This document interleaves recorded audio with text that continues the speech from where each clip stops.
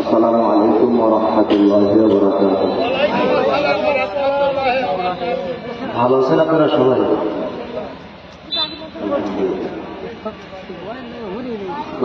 শোনার মন মানসিকতা আছে তো?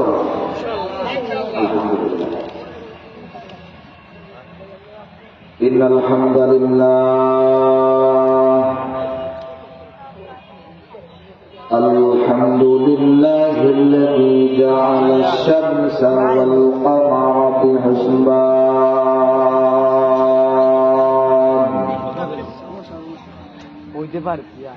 ওয়ান নাজমা ওয়াশ-শাজারা ইয়াসজুদান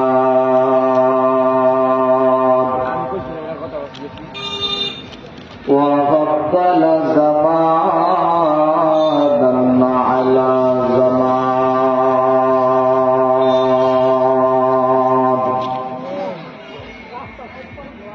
কামা ফাদ্দালা মাকানান আলা মাকান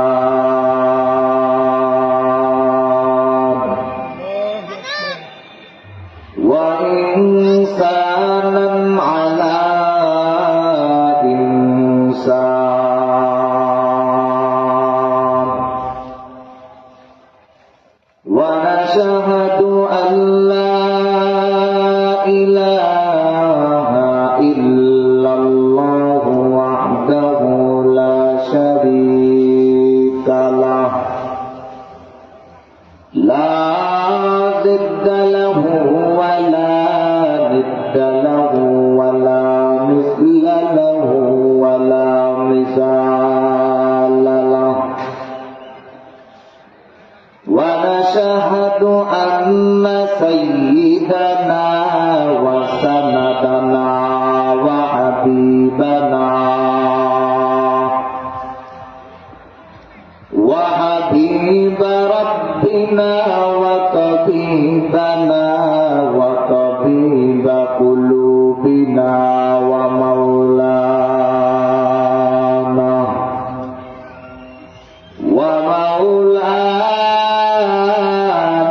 محمدا عبده ورسوله الذي أرسله بالحق بشيرا ونذيرا وداعيا إلى الله بإذنه وسراجا وقمرا منيرا أما بعد فأعوذ بالله من الشيطان الرجيم بسم الله الرحمن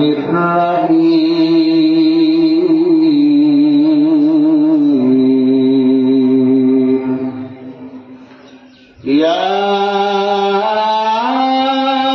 أيها الذين آمنوا قوا أنفسكم وأهليكم نارا أو كما قال النبي صلى الله عليه وسلم اللهم صل على روح محمد في الأرواح وعلى جسد محمد في الأسحاب وعلى قلب محمد في القلوب وعلى قبر محمد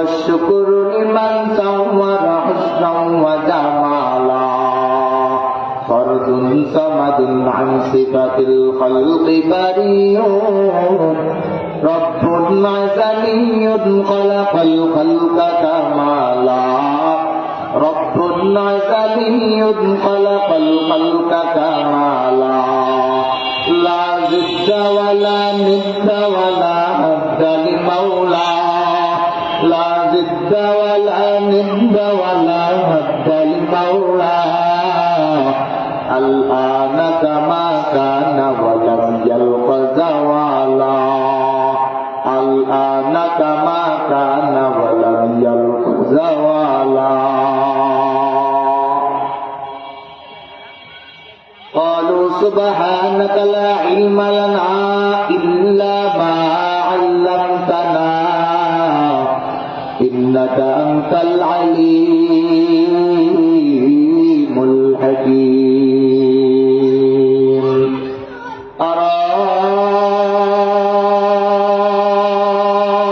أرادت مكار বুকে যেথায়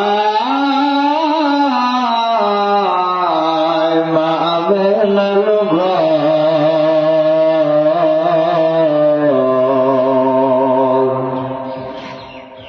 খোদারি করুণাত সেথায় কৌসর ঝরসেন বারম্বার বলাল উলা بكماله كشف الدجى بجماله حسنت جميع خصاله صلوا عليه وآله لا إله إلا الله لا إله إلا الله لا إله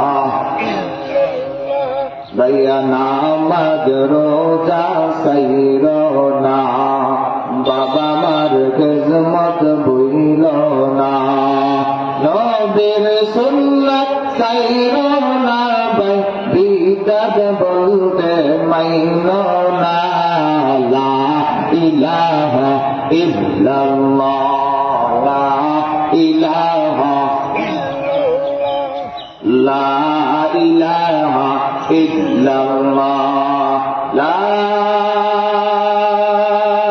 إله إلا الله محمد رسول الله صلى الله عليه وسلم صدق الله المولانا العظيم وصدق رسوله النبي الكريم ونحن على ذلك من الشاهدين والشاكرين والذاكرين الحمد لله رب العالمين الحمد لله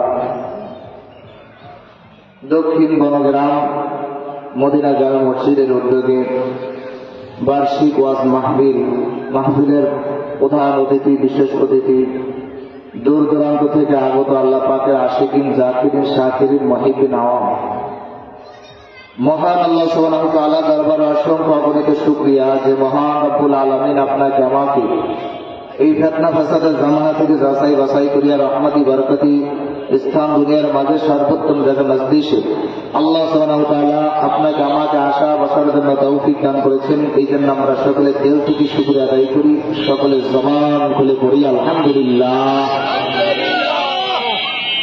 আমরা যে স্থানে আছি এই স্থানটা আজকের জন্য জান্নাতের একটা বাগান, চিল্লে বলেন না সুবহানাল্লাহ। তার ভাষ্যমতে আল্লাহর নবী সরকার আলম নবী মুহাম্মদুর রাসূলুল্লাহ সাল্লাল্লাহু আলাইহি ওয়াসাল্লামের ভাষ্যমতে আজকে আমরা যে মজলিসে আছি এই মজলিসটা জান্নাতের বাগান, চিল্লে বলেন না সুবহানাল্লাহ। এই জন্য ভাই এই জান্নাতের মজলিস আজকে আসলে তো কালকে থাকবে না। আমরা যে স্থানে আছি এই জান্নাতের মজলিসে আসার কারণে আমরা জান্নাতি মানুষ হয়ে গেছি, চিল্লাইয়া বলেন না সুবহানাল্লাহ। এই জন্য পবিত্র কোরআনুল কারীমের অসংখ্য অগণিত আয়াতে কারিমা থেকে আপনাদের সামনে ছোট্ট একটা আয়াতে কারিমা তেলাওয়াত করেছি। এই আয়াতে কারিমার ভিতরে আল্লাহ পাক রব্বুল আলামিন ঈমানদারদেরকে বলেন, ইয়া আইয়ুহাল্লাযীনা আমানু কু আনফুসাকুম ওয়া আহলিকুম নারা। আল্লাহ পাক রব্বুল আলামিন বলেন, হে ঈমানদারগণ, তোমরা নিজেরা জাহান্নামের আগুন থেকে বাঁচো এবং তোমাদের আহাল, তোমাদের পরিবারদেরকে জাহান্নামের আগুন থেকে বাঁচাও। চিল্লিয়ে বলেন না সুবহানাল্লাহ। এই জন্য আপনার আমার জাহান্নামের আগুন থেকে বাঁচতে হইলে কি করতে হবে? আল্লাহ তাআলার যেটা আদেশ ওটা করতে হবে, আল্লাহ তাআলা যেটা নিষেধ ওটা বর্জন করতে হবে। জোরে বলেন কথা ঠিক কিনা? আপনার আমার দিলের ভিতরে যদি আল্লাহ তাআলার ভয় থাকে তাহলে অবশ্যই আপনার আমার দ্বারা গুনার কাজ হইতে পারে না। জোরে বলেন কথা ঠিক কিনা? আল্লাহ তাআলা বলেন, ইয়া আইয়ুহাল্লাযীনা আমানুত্তাকুল্লাহ হাক্কা তুকাতিহি ওয়া লা তামুতুন্না ইল্লা ওয়া আনতুম মুসলিমুন।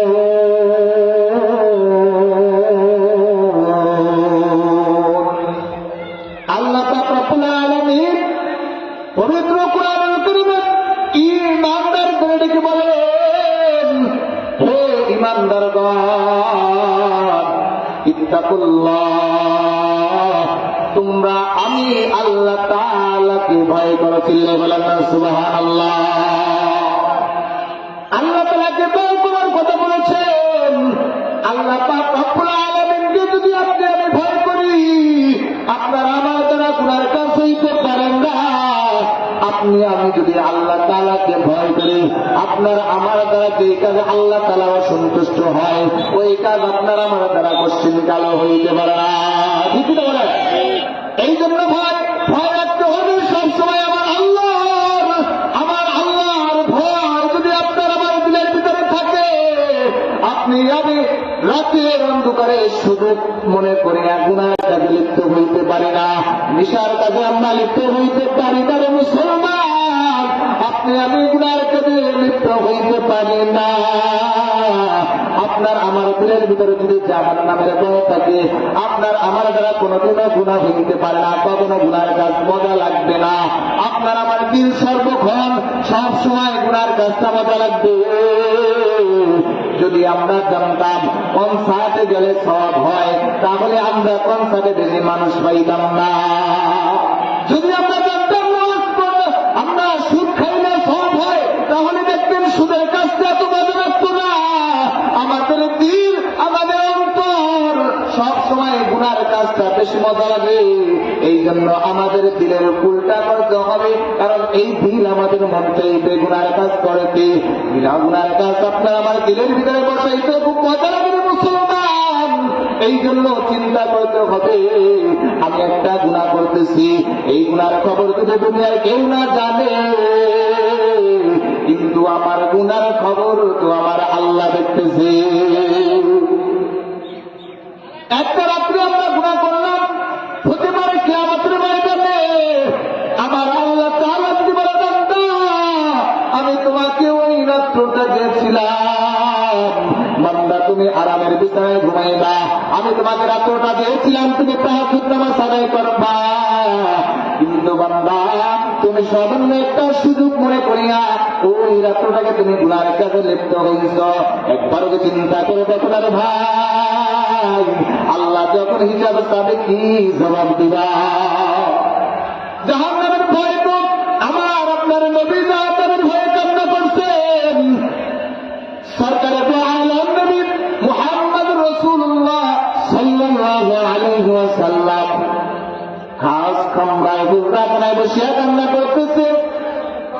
হযরতের স্ত্রী হযরত আয়েশা সিদ্দিকা রাদিয়াল্লাহু তাআলা আনহা তিনি চিন্তা করলেন যে হুজুর কান্না করতেছে, হয়তো মনে হয় আজকে রাত্রে আমার ঘরে ছিল, হয়তো আমি ছোট মানুষ, আমি আয়েশা সিদ্দিকা ছোট মানুষ বিধায় আমি হুজুরের হক আদায় ঠিক মতো করতে পারি নাই, যার কারণে মনে হয় হুজুর আমার উপরে একটু নারাজ আছে, যার জন্য হুজুর কান্না করতেছে।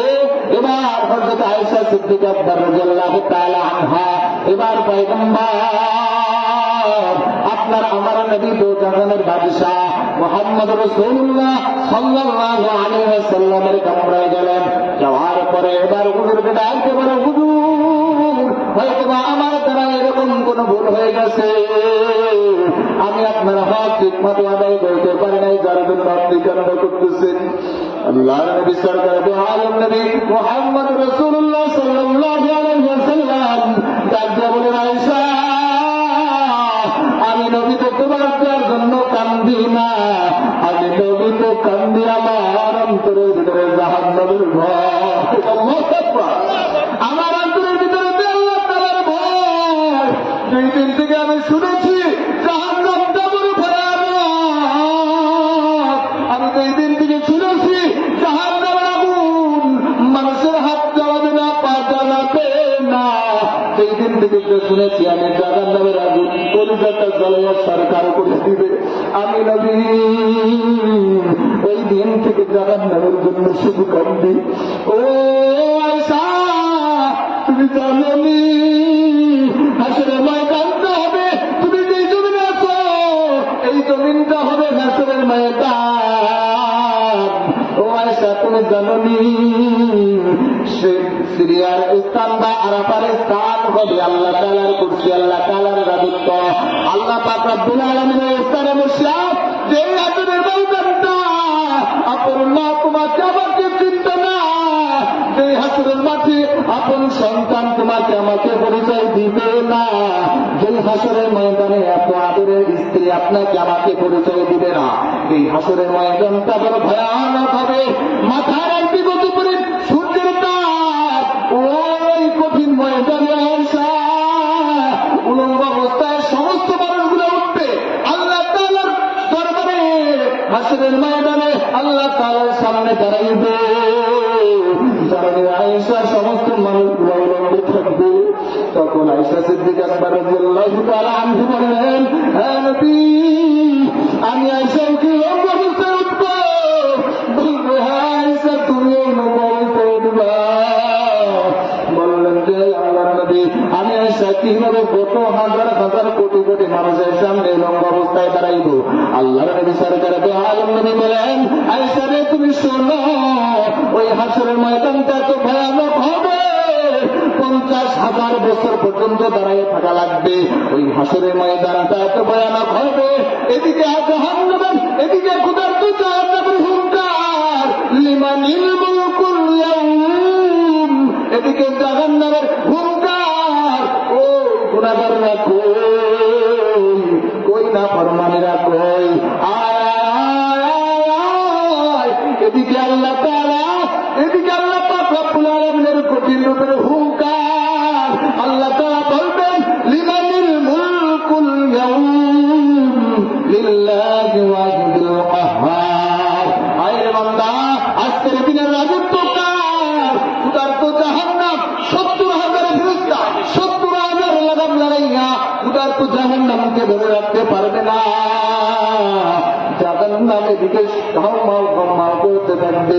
আল্লাহ কি বলবে, আল্লাহ আমাকে একটু ছেড়ে দাও, ছেড়ে দাও, আমি বেনমাজির দল, আমি শিরক কুফরের দল, যারা গুনাহগার, এদেরকে আমি একটা একটা করে পাকড়াও করিয়া আমি জাহান্নাম এদেরকে জ্বালাইয়া সরকার করে দেব। চিল্লায়া বলেন না নাউযুবিল্লাহ। আল্লাহ পাক রব্বুল আলামিনের নবী সরকারে দো আলম নবী বলেন, আয়েশা ওই জাহান্নামের দিনের কথা আমার স্মরণ হয়েছে আয়েশা, জানেন আয়েশা, যেই জাহান্নামের আওয়াজের পায়ে জাহান্নামের ময়দানে, যেই হাসরের মাঠে আমি নবী একমাত্র আমার উম্মতের কথা মনে রাখবো। দাউদ নবী বলবে ইয়া নফসি, মুসা আলাইহিস সালাম বলবে ইয়া নফসি, ঈসা আলাইহিস সালাম বলবে ইয়া নফসি। এইরকম ভাবে সমস্ত নবীরা নিজেদের জন্য টেনশন করতে থাকবে, আল্লাহ আমার কি উপায়, আমার কি উপায় হবে রে আমার আল্লাহ। এইরকম ভাবে ওই হাসরের ময়দানে আমি নবী আমার উম্মতকে ভুলবো না। আমি নবী বলতে সিজদায় করিয়া আমি নবী বলতে থাকবো, রব্বি হাবলি উম্মতি। চিল্লায়া বলেন আল্লাহু আকবার। কঠিন মুসিবতের সময় আপন মা তার সন্তানকে ভুলিয়া যাইতেন। ওই কঠিন ময়দানে আয়েশা, আমি আমার গুনাহগার উম্মতকে ভুলবো না। আমার উম্মত গুনার কারণে আমার সামনে দেখতে থাকবো, আমার সামনে দেখতে থাকবো আমার উম্মত গুলা জাহান্নামের ভিতরে যাইতেছে। আমি নবী সিজদায় পড়িয়া বলবো, আল্লাহ আমার উম্মতকে বাঁচাও, আমার উম্মতকে বাঁচাও। আল্লাহ আমার উম্মতের কি হবে? ও বনগ্রামবাসীরা, ও ভাইরা আমার, ও মাদের বোনেরা আমার, একবার কি চিন্তা করে দেখো না, এই যে কেমন নবী পাইলাম, সেই নবী আপন মা, আপন বাবা, আপন স্ত্রী, আপন সন্তান তোমাকে আমাকে ভুলে যাইবে, কিন্তু আমার আপনার নবী ওই হাসরের ময়দানে আপনাকে আমাকে ভুলবে না। তাহলে ওই নবীর অনুগত্য করতে হবে কি হবে না? চিল্লে বলেন না, হবে যাবে না? ওই নবীর অনুগত্য করতে হবে। আমার ওই নবীকে বাংলার জমিনে কেউ যদি কোন কুলাঙ্গার, কোন নাস্তিকের বাচ্চায় আমার নবীর চরিত্র নিয়ে কথা বলে, আমার দেহে এক বিন্দু রক্ত থাকতে তাকে আর বাংলার জমিনে ঠাই দেওয়া হবে না। চিল্লে বলেন ঠিক কিনা? যাই হোক, গোটা হাসরবাসীরা ভয়ে ভীত কম্পিত হতে থাকবে। এদিকে জাহান্নামের আওয়াজ, এদিকে আমার আল্লাহ তাআলার ভয়ঙ্কর রূপ। আল্লাহ তাআলা ডাক দিবে, লিমানিল মুলকুল ইয়াউম লিল্লাহি ওয়াহিদুল কাহ্হার।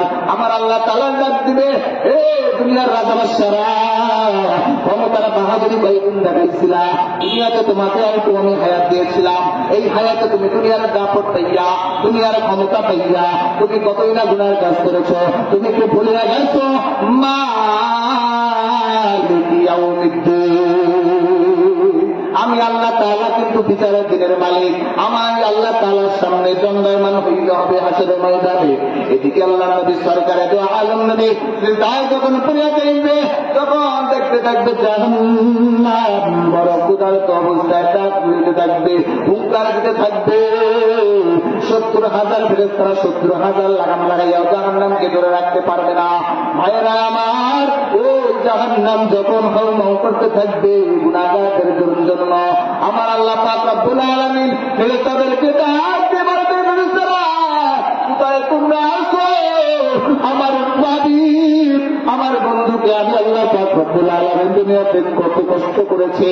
আমার আল্লাহর নবী সরকারে দো আলম নবী আল্লাহকে ডাক দিয়ে বলবে, ও আল্লাহ, এই উম্মতের জন্য আমি নবী তাকে পাথর বানলাম, ওদের ময়দানে বন্ধন শহীদ করলাম।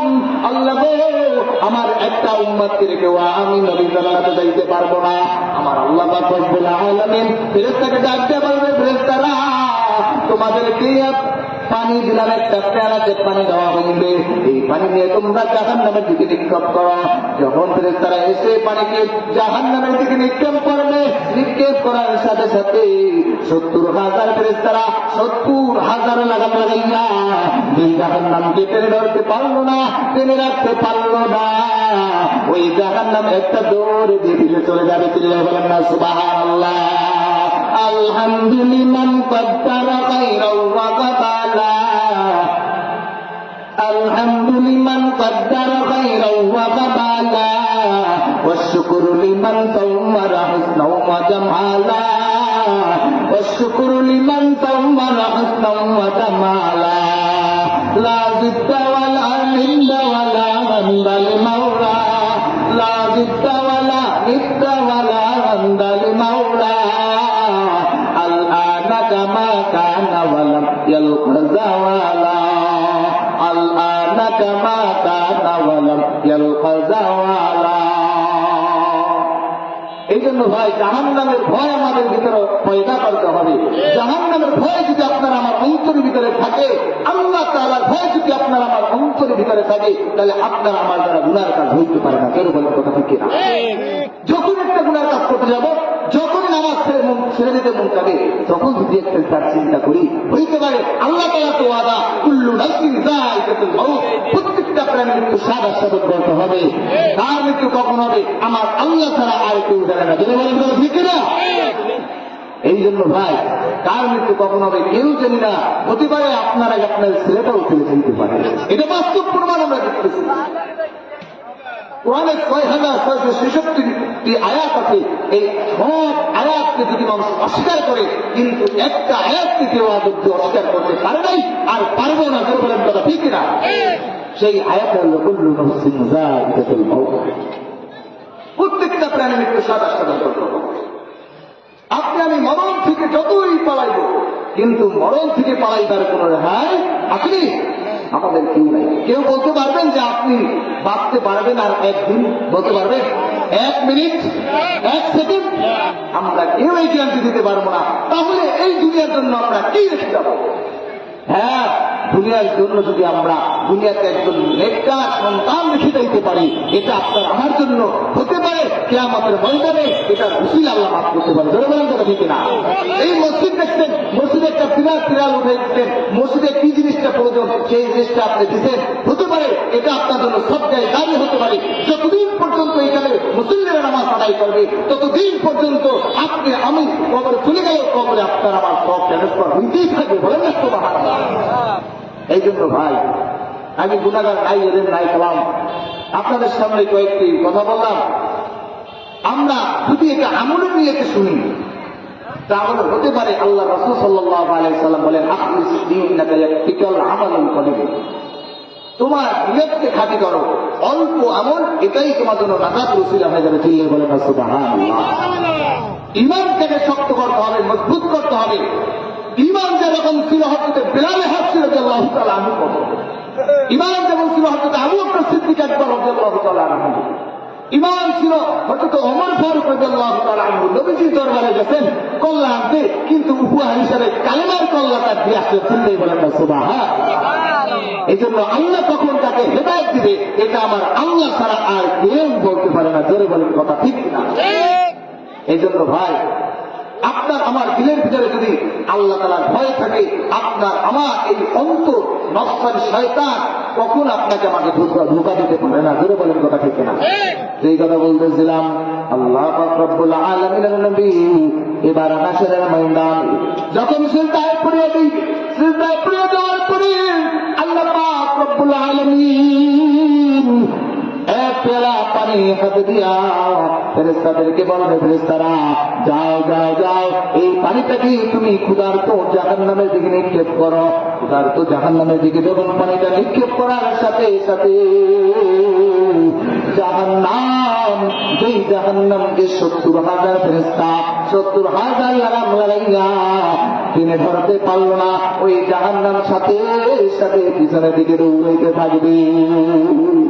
ও আমার মাদারীপুরের মায়ের আমার, আল্লাহ পাক রব্বুল আলামিনকে ডাক দেয়া বলবে, ফেরেশতারা ও আল্লাহ, যেই জাহান্নামকে 70,000 ফেরেশতারা 70,000 লাগাম লাগাইয়া টেনে রাখতে পারলাম না, ও আমার আল্লাহ, এটা কেমন এক বরকতি পানি আল্লাহ গো, এটা কি কোন জমজমের পানি কিনা আল্লাহ? তাহলে এটাকে বলেন না, না ফেরেশতারা, এটা কোন জমজমের পানি না। আল্লাহ পাক রব্বুল আলামিনকে ডাকতে বলে, আল্লাহ তাহলে এটা কি কোন রহমতের পানি, কোন বরকতের পানি? আল্লাহ তাআলা বলবেন, না না না, এটা কোন রহমতের পানি না। তাহলে বলে, আল্লাহ তাহলে এটা কোন দুনিয়ার কোন সমুদ্রের পানি? বলবে, না না না, ও ফেরেশতারা, এটা কোন দুনিয়ার সমুদ্রের পানি না। আল্লাহ পাক রব্বুল আলামিনকে ডাকতে বলবে, আল্লাহ তাহলে নিশ্চয় এটা কোন আবেগের পানি? বলবে, না না না, এটা কোন আবেগের পানি না। বলবে, আল্লাহ তাহলে মনে হয় এটা এমন এক পানি, আল্লাহ তুমি বলো বলো এটা কি কোন পানি? আল্লাহ পাক রব্বুল আলামিন ডাক দিয়ে বলবেন, ফেরেশতারা আমার উম্মত, আমার হাবিবের উম্মত, আমার হাবিবের গুনাহগার উম্মত দুনিয়ার জমিনে অন্ধকার রাতে শুধু মনে করিয়া গুনাহ করেছে, আমার হাবিবের গুনাহগার উম্মত গুনাহ করিয়া তারা নিজের প্রতি লজ্জিত হইয়া তাহাজ্জুদ নামাজ পড়িয়া বা মুনাজাত করিয়া আমি আল্লাহ পাক রব্বুল আলামিনের দরবারে আমি আল্লাহ পাক রব্বুল আলামিনের দরবারে দুই ফোঁটা চোখের পানি ছাড়িয়া আমি আল্লাহ তাআলার দরবারে কান্নাকাটি করেছে। ও ফেরেশতারা তোমরা শুনো শুনো, আমি আল্লাহ তাআলা আমার ওই গুনাহগার ও আমার নবীর গুনাহগার উম্মতের চোখের পানি আমি আল্লাহ পাক রব্বুল আলামিন বৃথা ফেলাই নাই। আমি আল্লাহ তাআলা বড় যত্ন করিয়া বড় মহব্বত করিয়া বড় ভালোবাসিয়া ওই চোখের পানিকে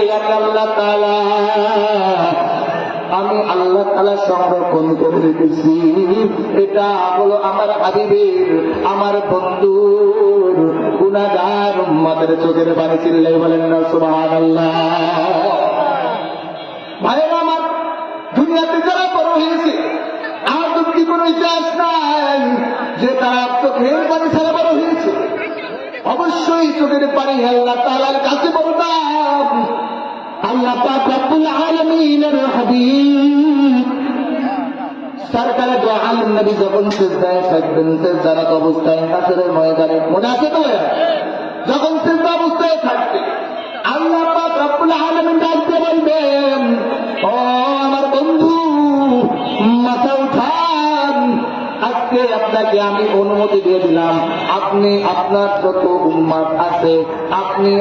যত উম্মত আছে তাদেরকে আপনি সুপারিশ করিয়া করিয়া আপনার যাকে থেকে মনে চায় জান্নাতে নিয়ে যান। চিল্লাই বলেন সুবহানাল্লাহ।